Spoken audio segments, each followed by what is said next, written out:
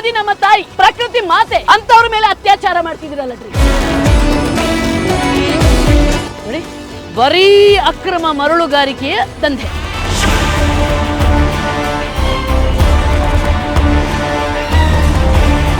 Permit ಇದೆಯಾ ನಿಮ್ಮ ಹತ್ರ? ಮತ್ತೆ ಪರ್ಮಿಟ್ ಇಲ್ಲದೆ ಹೆಂಗೆ ಮರಳು ತೆಗಿತೀರಾ ನೀವು? ಯಾರು ಯಾಕೆ ಮಾಡಿದ್ವಿ ಮಾಡ್ಬೋಣ ಕ್ಯಾಮರಾ ಏನು ನಾನು ಹೊಡ್ಯಕ್ಕೆ ಬರ್ತೀಯಾ? ಹೊಡ್ಯಕ್ಕೆ ಬರ್ತೀಯಾ? ಏನು ಗುರಾಯಿಸ್ತೀಯಾ?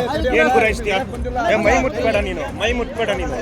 ಏನು ಗುರಾಯಿಸ್ಬಿಟ್ರೆ ಏನು ಗುರಾಯಿಸ್ತೀಯಾ? ಕ್ಯಾಮರಾಮನ್ ಏನು ಗುರಾಯಿಸ್ತೀಯಾ? ಏನು ಹತ್ರ ಚಾಲು ಮಾಡೋಕೆ ನಾನು ಮಲಗ್ತೀನಿ, ನಾನು ಗಾಡಿ ಅಡಿಯಲ್ಲಿ ಮಲಗ್ತೀನಿ. ನೀನು ಒಳಗೆ ಹೋಗ್ತೀಯಾ? ನೀನು ಒಳಗೆ ಹೋಗ್ತೀಯಾ? ಆಯ್ತು, ಹೋಗಿ ಹೋಗ್ಲಿ ಹೋಗ್ಲಿ, ಆಗ್ಲಿ ಇವತ್ತು ಇಡೀ ರಾಜ್ಯ ಗೊತ್ತಾಗ್ಲಿ, ಆಗ್ಲಿ. ಏನ್ ಮಾಡ್ತೀರೋ ನೋಡ್ತೀನಿ ನಾನು ಕೂಡ. ಅಷ್ಟರಿಗೆ ಜಾಸ್ತಿ ಇದು ಸತ್ಯವಂತರಿಗೆ ಜಾಸ್ತಿ ಇದೆ ಅಂತ ನಾನು ನೋಡ್ತೀನಿ. ಯಾರೋ ಹೋರಾಟಕ್ಕೆ ಇದು ನೋಡ್ತೀನಿ ನಾನು ಕೂಡ, ಬಿಡಲ್ಲ ನಾನು. ಆಯ್ತು, ಮಾಡು ಮಾಡು ಮಾಡು, ಬರ್ಲಿ ಮುಖ್ಯಮಂತ್ರಿಗಳೇ ಬರಲಿ, ಅಲ್ಲಿವರೆಗೆ ಬಿಡಲ್ಲ ನಾನು. ಆಗ್ಲಿ, ಏನಾಗುತ್ತಾಗ್ಲಿ.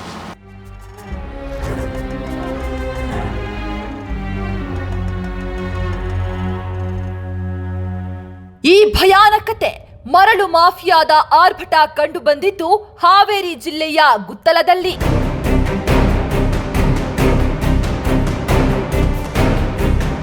ಜಿಲ್ಲಾಡಳಿತಕ್ಕೂ ಬಗ್ಗದ ಈ ಮಾಫಿಯಾದ ಕರಾಳತೆಯನ್ನ ಪ್ರಪಂಚಕ್ಕೆ ತೋರಿಸಲು ವಿಜಯ ಟೈಮ್ಸ್ ತಂಡ ಪ್ರಾಣದ ಹಂಗು ತೊರೆದು ಆ ಮಾಫಿಯಾ ಅಡ್ಡಕ್ಕೆ ನುಗ್ಗಿಯೇ ಬಿಡ್ತು.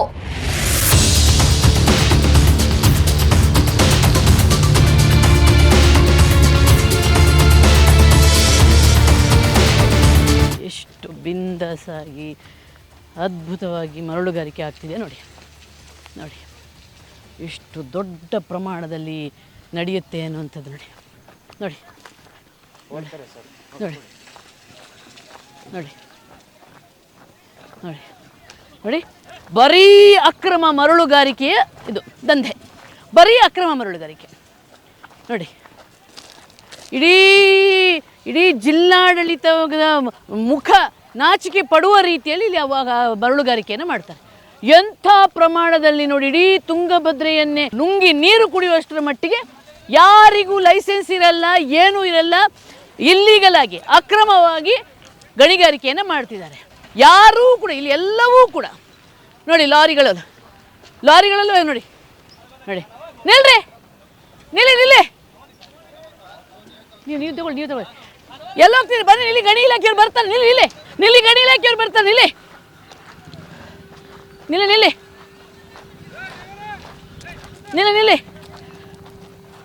ಗಣಿ ಇಲಾಖೆಯವ್ರು ಬರ್ತಾರೆ. ನಿಂತ್ಕೊಳ್ಳಿ. ಪರ್ಮಿಟ್ ಇದೆಯಾ ನಿಮಗೆ? ಗಾಡಿ ಆಫ್ ಮಾಡಿ. ಪರ್ಮಿಟ್ ಇದೆಯೇನ್ರಿ? ಪರ್ಮಿಟ್ ಇದೆಯಾ ನಿಮ್ಮ ಹತ್ರ? ಮತ್ತೆ ಪರ್ಮಿಟ್ ಇಲ್ಲದೆ ಹೆಂಗೆ ಮರಳು ತೆಗಿತೀರಾ ನೀವು? ಯಾರು ಹೇಳಿದ್ದು? ಮತ್ತೆ ಹೆಂಗೆ ಬಂದ್ರಿ ನೀವು? ನಿಮ್ದು ಲಾರಿ ಸೀಸ್ ಆಗುತ್ತೆ, ನಿಲ್ಲಿ, ಅಲ್ಲಿ ಗಣಿ ಇಲಾಖೆಯವರು ಇದ್ದಾರೆ, ಅವಾಗ ಗೊತ್ತಾಗುತ್ತೆ. ನಿಲ್ಲಿ, ನಿಂತ್ಕೊಳ್ಳಿ, ನಿಲ್ಲಿ. ಲಾರಿ ಸೀಸ್ ಆದಾಗ ಗೊತ್ತಾಗುತ್ತೆ ನಿಮಗೆಲ್ಲ. ನೀವು ಕಷ್ಟಪಟ್ಟು ದುಡ್ದಿರ್ತೀರಲ್ಲ, ಅದೆಲ್ಲ ಈಗ ಬರುತ್ತೆ, ಈಗ ಪೊಲೀಸರಿಗೆ ಕೊಡಕ್ಕೆ ಬರುತ್ತೆ. ಬಿಡಿ ನೀವು ಇಳಿದು ಬಿಡಿ. ನೋಡಿ, ಬರೀ ಇವ್ರದ್ದು ಇದೇ ಮರಳು ದಂಧೆಯ ಅವಂತರ. ಬೆಳಿಗ್ಗೆ ಏಳೋದು, ರಾತ್ರಿ ಹಗಲೆನ್ನದೆ ಮರಳುಗಾರಿಕೆ ಮಾಡೋದು. ಒಂದು ಪರ್ಮಿಟ್ ಇರಲ್ಲ, ಎಂಥದ್ದು ಇರಲ್ಲ. ಇಂಥ ಲಾರಿಗಳು ಅವ್ಯಾಹತವಾಗಿ ಹೋಗ್ತಾನೆ ಇರುತ್ತೆ. ಕುಮಾರ್ ಅವ್ರು ಪೊಲೀಸರು ಎಲ್ಲಿದ್ದಾರೆ ಅಂತ ಕೇಳಿ, ಪೊಲೀಸರು ಬರಲಿ. ನೋಡಿ, ಅವ್ಯಾಹತವಾಗಿ ಇವರ ಮರಳು ದಂಧೆ ನಡೆಯುತ್ತೆ. ನಿಮ್ಗೆ ಗೊತ್ತಿಲ್ವ ಇದಕ್ಕೆ ಪರ್ಮಿಟ್ ಇಲ್ಲ ಅಂತ? ಪರ್ಮಿಟ್ ಇಲ್ಲದೆ ಯಾವುದನ್ನ ಓಡಿಸಬಾರ್ದು ಅಂತ ಗೊತ್ತಿಲ್ವ ನಿಮ್ಗೆ? ನಮ್ಗೆ ಗೊತ್ತಿಲ್ರಿ ಮೇಡಮ್. ಪರ್ಮಿಟ್ ಇಲ್ಲದೆ ಓಡಿಸಬಾರ್ದು ಅಂತ ಗೊತ್ತಿಲ್ವಾ? ನನ್ಗೆ ಗೊತ್ತೇ ಇಲ್ರಿ, ನಾ ಟಾಟಾ ಇಸಿ ಓಡಿಸೋಕೆ ಹೋಗೋರಿ. ನೋಡಿ, ಇವ್ರು ಗೊತ್ತಿಲ್ಲ ಅಂತಾರೆ, ಇವೆಲ್ಲ ನಾಟಕಗಳು. ಇಂಥದ್ದು ಯಾವಾಗಲೂ ಕೂಡ ಇವ್ರು ಗೊತ್ತಿಲ್ಲದೆ ವ್ಯವಹಾರಗಳಾಗೋದು. ನೋಡಿ, ಇಲ್ಲಿ ನೋಡಿ, ಮರಳು ಇಂಥ ಲೋಡು ಗಟ್ಟಲೆ ಮರಳುಗಳು ತುಂಬಿಸಿ ಕಳಿಸೋದು. ರಾತ್ರಿ ಹಗಲೆನ್ನದೆ ಇವರ ಅಕ್ರಮ ಮರಳುಗಾರಿಕೆ ನಡೆಯುತ್ತೆ, ರಾತ್ರಿ ಹಗಲೆನ್ನದೆ. ಆದರೆ ಯಾವುದೇ ಗಣಿ ಇಲಾಖೆ ಅಧಿಕಾರಿಗಳಿಗೆ ಇವೇನು ಕಣ್ಣಿಗೆ ಕಾಣ್ತಾ ಇಲ್ವಾ? ಇಷ್ಟು ದೊಡ್ಡ ಪ್ರಮಾಣದಲ್ಲಿ ಇಷ್ಟೊಂದು ನೋಡಿ, ಇಷ್ಟೊಂದು ಬೋಟುಗಳು, ಇಷ್ಟೊಂದು ಮರಳು ಅಕ್ರಮವಾಗಿ ಸಾಗಾಟ ಆಗ್ತಿದೆ. ಒಂದು ಪರ್ಮಿಟ್ ಇಲ್ಲ ಅಂತ ಅಂದಾಗ ಇವರಿಗೆ ಅಷ್ಟು ಗೊತ್ತಾಗಲ್ವಾ? ಹಾಗಾದರೆ ಗಣಿ ಇಲಾಖೆಯವರು ನೇರವಾಗಿ ನಿಂತ್ಕೊಂಡು ಇಲ್ಲಿ ಈ ಅಕ್ರಮ ಗಣಿಗಾರಿಕೆಯನ್ನು ಮಾಡ್ತಿದ್ದಾರೆ ಅನ್ನೋದು ಸ್ಪಷ್ಟವಾಗಿ ಗೊತ್ತಾಗುತ್ತೆ. ಅಲ್ಲ, ಈ ಪ್ರಮಾಣದಲ್ಲಿ ಆದರೆ ನಿಮ್ಮ ಹೊಳೆಗೆ ತಾನೇ ನೀರು ಬರೋದು, ಅದು ನಿಮ್ಮ ಮೋಟ್ರಿಗೂ ಹಾಳಾಗೋದಲ್ವಾ? ನಿಮ್ಗೆ ಲಾರಿ ಎಲ್ಲ ಹೋಗುವ ಪ್ರಾಬ್ಲಮ್ ಆಗಲ್ಲ.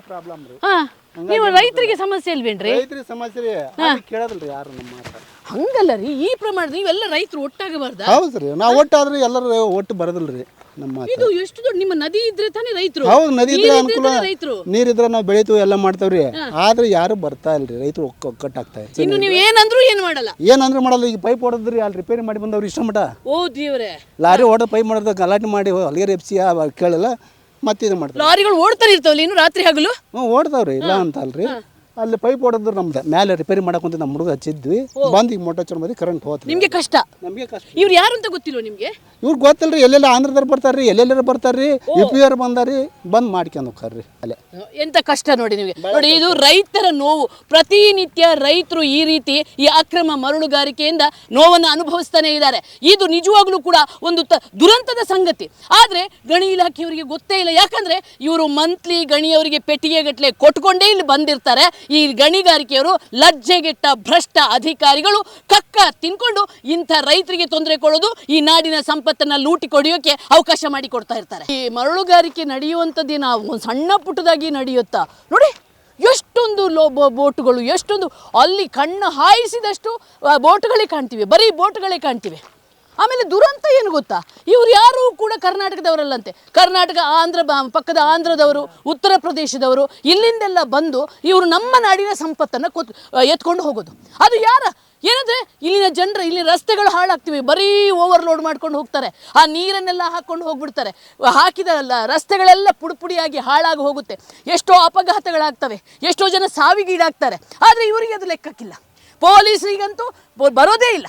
ನಾವೀಗ ಕರೆ ಮಾಡಿದ್ದೀವಿ, ಬರ್ತೀವಿ ಅಂತಾರೆ, ಅವರೂ ಬರಲ್ಲ.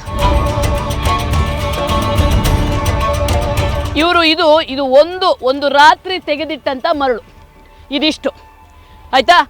ಈ ರೀತಿ ಪ್ರತಿನಿತ್ಯ ಲೋಡುಗಟ್ಟಲೆ, ಒಂದು ಪರ್ಮಿಟ್ ಇರಲ್ಲ, ಒಂದು ಪರ್ಮಿಷನ್ ಇರಲ್ಲ, ಯಾವುದೇ ರೀತಿಯ ರೆಗ್ಯುಲೇಷನ್ ಇಲ್ಲದೆ ಇಷ್ಟೊಂದು ಪ್ರಮಾಣದಲ್ಲಿ ಟನ್ ಗಟ್ಟಲೆ, ಕ್ವಿಂಟಾಲ್ ಗಟ್ಟಲೆ ಇವರು ಮರಳನ್ನು ತಗೊಂಡು ಹೋಗಿ ಸಾಕ್ತಾರೆ. ಒಂದು ಸರ್ಕಾರಕ್ಕೆ ರಾಯಲ್ಟಿ ಕಟ್ಟಲ್ಲ, ತೆರಿಗೆ ಕಟ್ಟಲ್ಲ, ಏನೂ ಇರಲ್ಲ. ಆದರೂ ಕೂಡ ಎಲ್ಲಿ ಇವರು ಏನು ಆಕಾಶದಿಂದ ಏನು ಸಾಗಿಸ್ತಾ ಇಲ್ಲ, ಮರಳನ್ನು ರೋಡಲ್ಲೇ ತಗೊಂಡು ಹೋಗ್ಬಿಡ್ತಾರೆ. ಆದರೆ ಯಾವ ಪೊಲೀಸ್ ಅಧಿಕಾರಿಗಳಿಗೂ ಕಾಣಲ್ಲ, RTO ಅಧಿಕಾರಿಗಳಿಗೂ ಕಾಣಲ್ಲ, ಯಾರಿಗೂ ಕಾಣದ ರೀತಿಯಲ್ಲಿ ಇವರನ್ನು ರಾಜಾರೋಷವಾಗಿ ಬಿಡ್ತಾ ಇದ್ದಾರೆ. ಹಾಗಾದರೆ ಇಲ್ಲಿ ತಪ್ಪು ಯಾರದು? ಜಿಲ್ಲಾಡಳಿತದಲ್ವಾ? ಪೊಲೀಸರದ್ದಲ್ವಾ? ಅಧಿಕಾರಿಗಳದ್ದಲ್ವಾ? ಅಂದರೆ ಇಡೀ ಮಾಫಿಯಾದಲ್ಲಿ ಇಡೀ ಜಿಲ್ಲಾಡಳಿತ ಸೇರ್ಕೊಂಡಿದೆ ಅನ್ನುವಂಥದ್ದು ಸ್ಪಷ್ಟ. ಮುಖ್ಯಮಂತ್ರಿಗಳೇ, ಇಂಥ ಜಿಲ್ಲಾಧಿಕಾರಿ ಜಿಲ್ಲೆಗೆ ಇದ್ದೇನು ಪ್ರಯೋಜನ? ಇಂಥ ಜಿಲ್ಲಾ ಉಸ್ತುವಾರಿ ಸಚಿವ ಬೇಕಾ ಅನ್ನುವಂಥ ಪ್ರಶ್ನೆಯನ್ನು ನಾವು ಕೇಳ್ತಾ ಇದ್ದೀವಿ.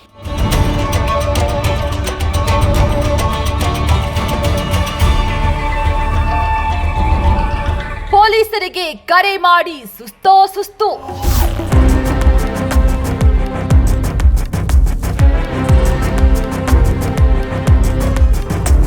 ನಾವು ಪೊಲೀಸರಿಗೆ ಕರೆ ಮಾಡಿ ಸುಸ್ತಾಗಿ ಹೋದೆವು. ಮಾಫಿಯಾ ಮಂದಿಯ ಅಬ್ಬರ ಹೆಚ್ಚಾಗುತ್ತಾ ಹೋಯಿತು. ಅಲ್ಲಿದ್ದ ಎಲ್ಲಾ ಲಾರಿಗಳನ್ನ ಓಡಿಸಿಕೊಂಡು ಹೋದ್ರು. ಅಲ್ಲಿ ಕಲ್ಲಾಕ ಕೇಳಬೇಕಿತ್ತು.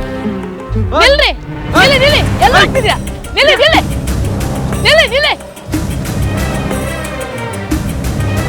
ಗಡಿಲ, ಅಲ್ಲಿ ಗಡಿಗಿಲ್ಲ.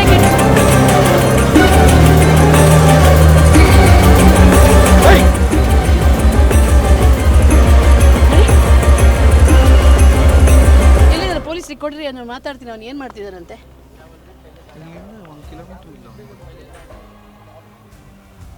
ಸರ್ ಬಂದ್ರಾ? ಸರ್ ಹಾ, ಬನ್ನಿ ಸರ್. ಸಿಕ್ಕಾಪಟ್ಟೆ ಜನ ಸೇರ್ತಾ ಇದ್ದಾರೆಲ್ಲ. ಬನ್ನಿ ಸರ್.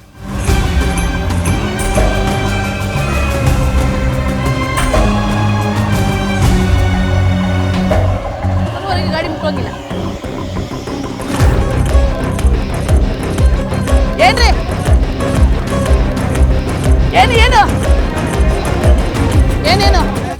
ಏನ್ ಮಾಡ್ತಿದ್ದೀರಾ? ಚಾಲು ಮಾಡೋಕೆ ನಾನು ಮಲಗ್ತೀನಿ, ನಾನು ಗಾಡಿ ಅಡಿಯಲ್ಲಿ ಮಲಗ್ತೀನಿ ನಾನು.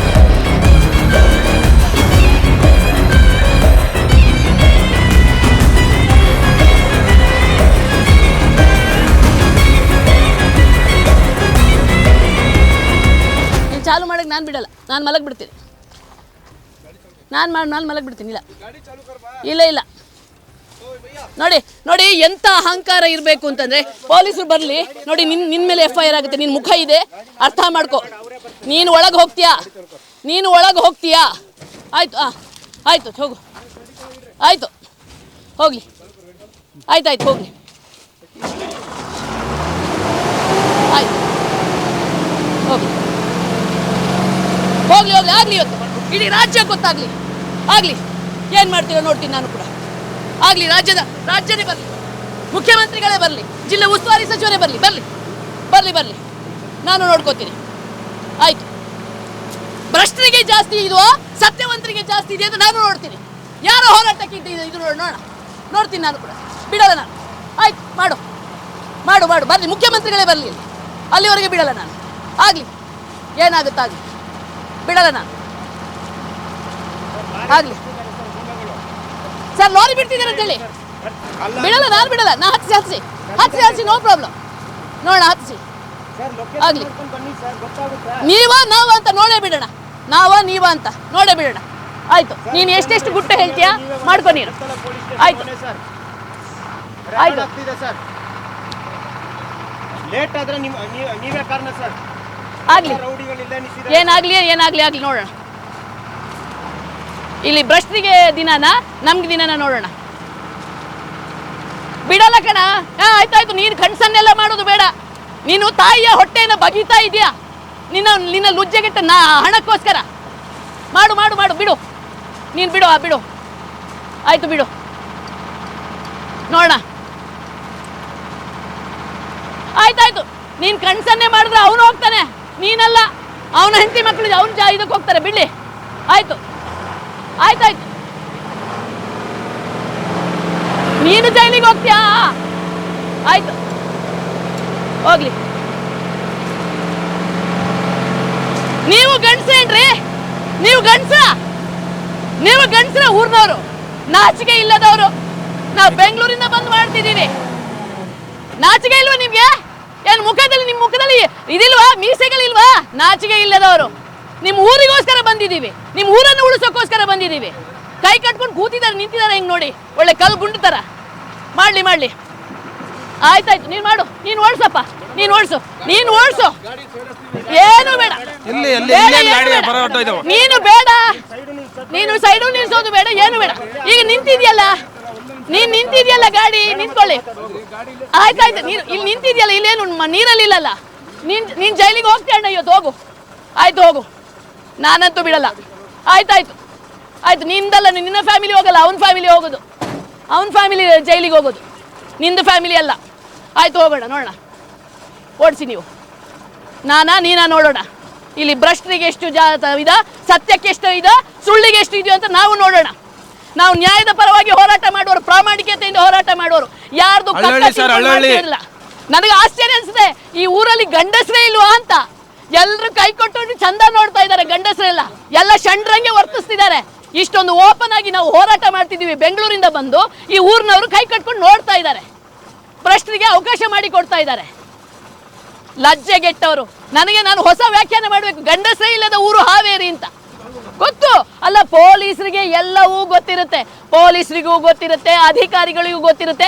ಮೊದಲೇ ಫಿಕ್ಸ್ ಮಾಡ್ಕೊಂಡು ಇಂಥ ಜಾಗದಲ್ಲಿ ಇದೇ ಮಾಡ್ತೀವಿ ಅಂತ ಹೇಳ್ಕೊಂಡೇ ಬರೋದು. ಇಲ್ಲಾಂದ್ರೆ ರಾತ್ರಿನೂ ಹೇಗೆ ಇವರು ಮರಳುಗಾರಿಕೆ ಮಾಡೋಕ್ಕೆ ಅವಕಾಶ ಆಗುತ್ತೆ, ಹಗಲಲ್ಲೂ ಹೆಂಗೆ ಈ ರೀತಿ ಪರ್ಮಿಷನ್ ಇಲ್ಲದೆ ಮಾಡೋಕ್ಕಾಗುತ್ತೆ?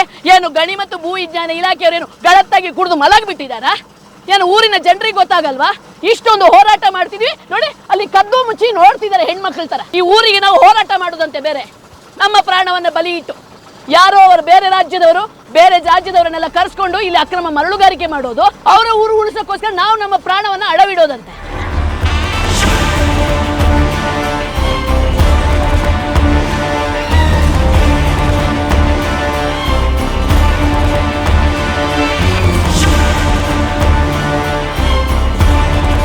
ನೀನು ನನ್ನ ಜೊತೆ ಆಟ ಆಡಬೇಡ. ಬೆಂಕಿ ಜೊತೆ ಆಟ ಆಡಕ್ ಹೋಗ್ಬೇಡ, ಆಯ್ತಾ? ಬೆಂಕಿ ಜೊತೆ ಆಟ ಆಡಕ್ ಹೋಗ್ಬೇಡ. ನಾವೇನಾದ್ರೂ ನಿಮ್ಮಂಗೆ ನಾವು ಹೇಳ್ ತಿಂದವರಲ್ಲ, ಲಜ್ಜೆ ಕೆಟ್ಟವರಲ್ಲ. ನಾವು ಈ ಕರುನಾಡಿನ ಹೆಮ್ಮೆಯ ಮಕ್ಕಳು, ಈ ಭೂಮಿಗೋಸ್ಕರ ಪ್ರಾಣ ಕೊಡಕ್ಕೂ ರೆಡಿ ಇದ್ದವರು. ಅರ್ಥ ಮಾಡ್ಕೊಳ್ಳಿ, ಇದು ನಾಡು ನಮ್ಮದು. ಇಲ್ಲಿ ಜನ ಉಸಿರಾಡಬೇಕು, ಬೆಳಿಬೇಕು, ಇನ್ನು ಪೀಳಿಗೆ ಉಳಿಬೇಕು.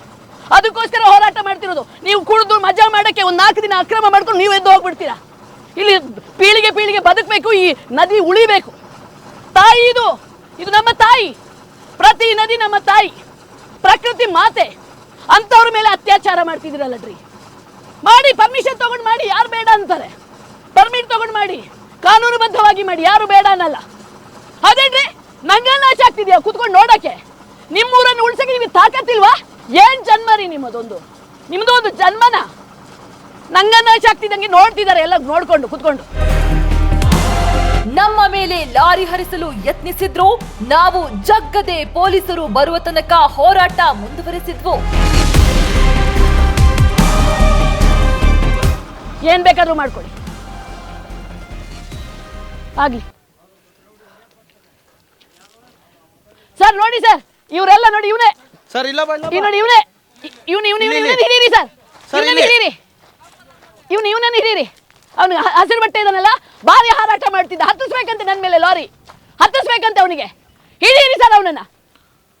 ಇವರೆಲ್ಲರೂ ದಂಧೆಕೋರರೇ, ಎಲ್ಲ ದಂಧೆಕೋರರೇ. ನನ್ನ ಮೇಲೆ ಲಾರಿ ಹತ್ತಿಸ್ತಾನಂತೆ.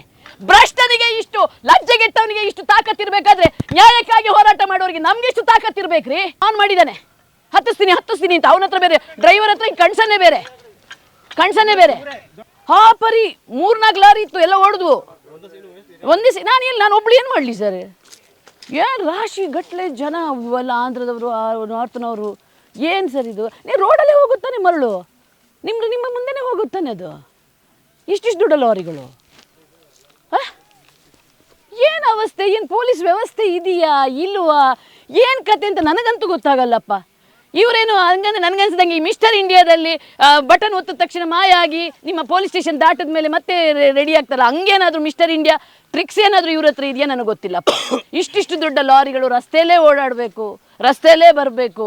ಅದು ನಮ್ಮ ಪೊಲೀಸರಿಗೆ ಕಾಣ್ತಾ ಇಲ್ಲ ಅಂತಂದ್ರೆ ಇವರಿಗೆಲ್ಲ ಇನ್ನು ಹೊಸ ಭಾಗ್ಯ ಕೊಡಬೇಕು, ಹೊಸ ಲೆನ್ಸ್ ಭಾಗ್ಯ ಅಂತ. ಯಾಕಂದರೆ ಕಣ್ಣು ಕಾಣಲ್ಲ ಇವರಿಗೆ, ಅಕ್ರಮ ಆಗೋದು ಕಾಣಲ್ಲ, ಭ್ರಷ್ಟಾಚಾರ ಇರೋದು ಕಾಣಲ್ಲ. ಇಂಥದಕ್ಕೆ ಪೊಲೀಸ್ ವ್ಯವಸ್ಥೆ ಅಂತ ಯಾಕೆ ಬೇಕು? RTO ಅಂತ ಯಾಕೆ ಬೇಕು? ಧಮ್ಮೆ ಇಲ್ಲದ ಗಣಿ ಇಲಾಖೆ. ಈ ಭ್ರಷ್ಟರಿಗೆ, ಲಜ್ಜೆಗೆಟ್ಟ ಅಕ್ರಮಕೋರರಿಗೆ ಇವರಿಗೆ ನಾಡಿನ ಸಂಪತ್ತಿನ ಬಗ್ಗೆ ಚಿಂತೆ ಇರಲ್ಲ, ಈ ಪ್ರಕೃತಿಯ ಬಗ್ಗೆ ಚಿಂತೆ ಇರಲ್ಲ. ಇವರಿಗೆ ಚಿಂತೆ ಇರೋದು ಬರೀ ಹಣದ ಬಗ್ಗೆ. ಅದು ಏನು? ಅಕ್ರಮ ಹಣದ ಬಗ್ಗೆ.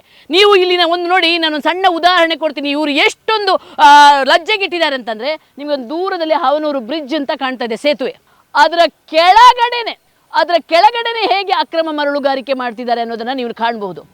ಅಂದರೆ ಕೋಟ್ಯಾಂತರ ರೂಪಾಯಿ ಖರ್ಚು ಮಾಡಿ ಜನರ ತೆರಿಗೆ ಹಣದಲ್ಲಿ ಆ ಬ್ರಿಡ್ಜನ್ನು ಮಾಡಲಾಗಿದೆ. ಆದರೆ ಅದರ ಕೆಳಗೇನೆ ಮರಳುಗಾರಿಕೆ ಮಾಡ್ತಿದ್ದಾರೆ ಅಂತಂದರೆ ನಮ್ಮ ಅಧಿಕಾರಿಗಳು ಎಷ್ಟೊಂದು ಅವರಿಗೆ ಪ್ರಜ್ಞಾಹೀನರಾಗಿಬಿಟ್ಟಿದ್ದಾರೆ, ಅವರು ಎಷ್ಟೊಂದು ಬಲಹೀನರಾಗಿದ್ದಾರೆ ಅಂತಂದರೆ, ಅಂಥ ಒಂದು ಬ್ರಿಡ್ಜಿನ ಕೆಳಗಿನ ಅಕ್ರಮ ಮರಳುಗಾರಿಕೆ ಮಾಡ್ತಿದ್ದಾರೆ ಅಂದರೆ ಇವರಿಗೆ ಕಣ್ಣಿಗೆ ಕಾಣಲ್ವಾ? ಯಾರು ಆ ಬ್ರಿಡ್ಜ್ ಮೇಲಿಂದ ಕೆಳಗಿಂದ ಓಡಾಡೋದೇ ಇಲ್ವಾ? ಹಗಲಲ್ಲೇ ಏನು ರಾತ್ರಿ, ನಾವು ನಿನ್ನೆ ರಾತ್ರಿ ಬರುವಾಗಲೂ ನಡೀತಿತ್ತು, ಅದೇನೋ ಬರೀ ರಾತ್ರಿ ನಡೆಯುತ್ತೆ ಅಂತಿದ್ದೆ. ಹಗಲಲ್ಲೂ ಕೂಡ ಇಷ್ಟೊಂದು ಪ್ರಮಾಣದಲ್ಲಿ ಇವರಿಗೆ ಅಕ್ರಮ ಮರಳುಗಾರಿಕೆ ಮಾಡಕ್ಕೆ ಬಿಟ್ಟಿದ್ದಾರೆ ಅಂದರೆ ಇದಕ್ಕೆ ಮುಖ್ಯ ಕಾರಣ ಗಣಿ ಮತ್ತು ಭೂವಿಜ್ಞಾನ ಇಲಾಖೆಯವರ ಭ್ರಷ್ಟಾಚಾರ, ಪೊಲೀಸರ ಷಂಡತನ ಅಂತಲೇ ಹೇಳ್ಬೋದು. ಜೊತೆಗೆ ಜಿಲ್ಲಾಧಿಕಾರಿಯ ಅಸಹಾಯಕತೆ, ಬಲಹೀನತೆ ಅನ್ನುವಂಥದ್ದು ಇಲ್ಲಿ ಸ್ಪಷ್ಟವಾಗಿ ಗೊತ್ತಾಗುತ್ತೆ. ಭಾಗದಲ್ಲಿ ಮಾತ್ರ ಇದು ಚಾಲೂ ಇದೆ ಮೇಡಮ್. ಸರ್ ಅದನ್ನ ಹೆಂಗೆ ನಿಲ್ಲಿಸಬೇಕಲ್ಲ ಸರ್? ಹೆಂಗಾದ್ರು ಇವ್ರದ್ದೇನು 100% ಅಹಂಕಾರ, ಎಲ್ಲರಿಗೆ ಅಹಂಕಾರ ಅಂದ್ರೆ ಲಾರಿ ಹತ್ತಿಸಕ್ಕೂ ಹೆದರಲ್ಲ ಸರ್ ಇವರು. ಇಲ್ಲ ಮ್ಯಾಮ್, ಆಕ್ಚುಲಿ ಸೊ ಈಗ ರೀಸೆಂಟ್ಲಿ ಸ್ಟಾರ್ಟೆಡ್ ಮ್ಯಾಮ್. ಸೊ ನಾನು ಅದನ್ನ ನಮ್ಮ ಮಿನರಲ್ ಪ್ರೊಡಕ್ಷನ್ ಟೀಮ್ ಒಂದಿದೆ, ಮತ್ತೆ ಸೊ ನಮ್ಮ ಫೈರ್ ಪ್ರೊಡಕ್ಷನ್ ಅವ್ರಿಗೂ ಮಾತಾಡಿದೀನಿ ಮ್ಯಾಮ್. ಓಕೆ. ಸೊ ನಾನು ಒಂದು ಬೋಟ್ ತಗೊಂಡು ಬೋಟ್ ರೈಡ್ ಮಾಡ್ಕೊಂಡು ಅಲ್ಲಿರೋ ತಪ್ಪಗಳನ್ನೆಲ್ಲ ಡೆಮಾಲಿಷ್ ಮಾಡ್ಬೇಕಂತ ಮಾಡ್ತಾ ಇದೀವಿ ಮ್ಯಾಮ್. ಸರಿ. ಸೊ ಹಾಗಾಗಿ so will do it ma'am, 100% do it. Okay sir. ನಾವು ಆಲ್ರೆಡಿ ಈಗ ಒಂದು ಲಾರಿ ಸೀಸ್ ಆಗಿದೆ ಸರ್, ಲಾರಿ ಸೀಸ್ ಆಗಿದೆ. ನಾನು ಕೇಸ್ ಬುಕ್ ಮಾಡಿಸ್ತೀನಿ. ಪೊಲೀಸರ ಹತ್ರ ಕಳಿಸಿದೀವಿ ಸರ್.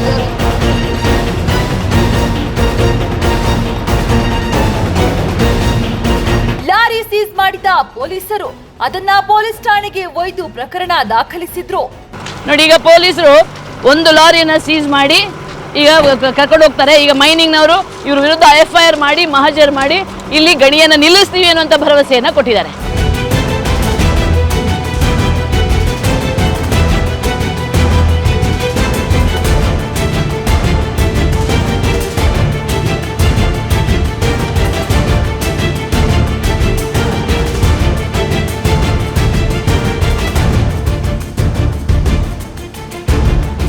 ನಾವು ಪೊಲೀಸರಿಗೆ ದೂರು ನೀಡಿ ಅಲ್ಲಿಂದ ಹೊರಟ ಬಳಿಕವೂ ಮಾಫಿಯಾ ಮಂದಿ ನಮ್ಮನ್ನ ಚೇಸ್ ಮಾಡುತ್ತಲೇ ಇದ್ರು. ಇವರ ಕಳ್ಳಾಟಕ್ಕೆ ನಾವು ತಕ್ಕ ಉತ್ತರ ನೀಡಿದೆವು. ನೋಡಿ ಯಾವ ರೀತಿ ಮರಳುಗಾರಿಕೆಯವರು ನಮ್ಮನ್ನ ಚೇಂಜ್ ಮಾಡ್ತಿದ್ದಾರೆ. ಈಗ ನಾವು ಅವರನ್ನ ಚೇಂಜ್ ಮಾಡ್ತಾ ಇದ್ದೇವೆ.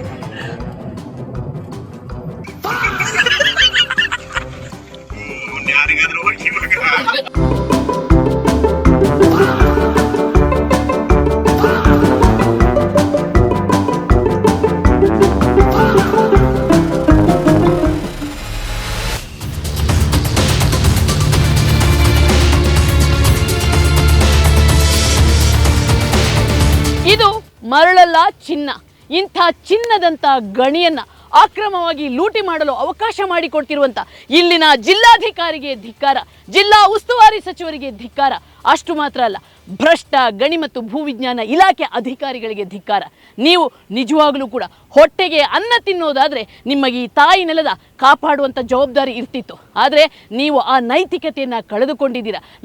ಲಂಚಕ್ಕಾಗಿ ನೀವು ಇಡೀ ನಿಮ್ಮ ಜೀವಮಾನದ ನೈತಿಕತೆಯನ್ನು ಹಾಳು ಮಾಡಿಕೊಂಡು ನೀವು ಭ್ರಷ್ಟರೆನಿಸಿಕೊಂಡಿದ್ದೀರಾ. ಇಂಥ ಭ್ರಷ್ಟರಿಗೆ ಮುಖ್ಯಮಂತ್ರಿಗಳೇ ನೀವು ಕಠಿಣ ಶಿಕ್ಷೆ ಕೊಡಲೇಬೇಕಾಗಿದೆ. ಈ ನಾಡಿನ ಸಂಪತ್ತನ್ನು ಲೂಟಿ ಹೊಡೆಯೋರನ್ನ ಜೈಲಿಗೆ ಕಳಿಸಬೇಕಾಗಿದೆ. ಇದು ಈ ಹೊತ್ತಿನ ಕವರ್ ಸ್ಟೋರಿ. ಮುಂದೊಂದು ಸ್ಫೋಟಕ ಸುದ್ದಿಯೊಂದಿಗೆ ಮತ್ತೆ ಬರ್ತೀನಿ. ಅಲ್ಲಿವರೆಗೆ ನಿಮ್ಮ ಸುತ್ತಮುತ್ತಲೇನಾದರೂ ಅಕ್ರಮ, ಅನಾಚಾರ, ಭ್ರಷ್ಟಾಚಾರ ನಡೀತಿದೆ, ನಮ್ಮನ್ನು ಸಂಪರ್ಕಿಸಿ. ಸ್ನೇಹಿತರೆ, ವಿಜಯ್ ಟೈಮ್ಸ್ ಅಕ್ರಮದ ವಿರುದ್ಧ ಹೋರಾಟ ಮಾಡುವಾಗ ನೀವು ನಮಗೆ ನೈತಿಕವಾಗಿ ಬೆಂಬಲ ಕೊಡ್ತಾನೆ ಇರ್ತೀರಾ. ಅದೇ ರೀತಿ ನಾವು ಯಾರಿಗೂ ಅಂಜದೆ ಧೈರ್ಯವಾಗಿ ಮುನ್ನುಗ್ಗಿ ಈ ಭ್ರಷ್ಟರ ವಿರುದ್ಧ ಹೋರಾಟ ಮಾಡಲು ನಮಗೆ ಆರ್ಥಿಕ ಸಹಾಯವನ್ನು ನೀಡಿ. ಅಂದರೆ ದಿನಕ್ಕೆ ₹1, ಕನಿಷ್ಠ ₹365 ಕೊಟ್ಟು ನಮಗೆ ಇನ್ನಷ್ಟು ಬಲ ತುಂಬಿ. ಬದಲಾವಣೆಯ ಹಾದಿ ವಿಜಯ್ ಟೈಮ್ಸ್. ವಿಜಯ್ ಟೈಮ್ಸನ್ನು ಯೂಟ್ಯೂಬಲ್ಲಿ ಸಬ್ಸ್ಕ್ರೈಬ್ ಮಾಡಿ, ಫೇಸ್ಬುಕ್ಕಲ್ಲಿ ಫಾಲೋ ಮಾಡಿ. ಅದೇ ರೀತಿ ನಮ್ಮ ವೆಬ್ಸೈಟ್ www.vijaytimes.com ವಿಸಿಟ್ ಮಾಡಿ.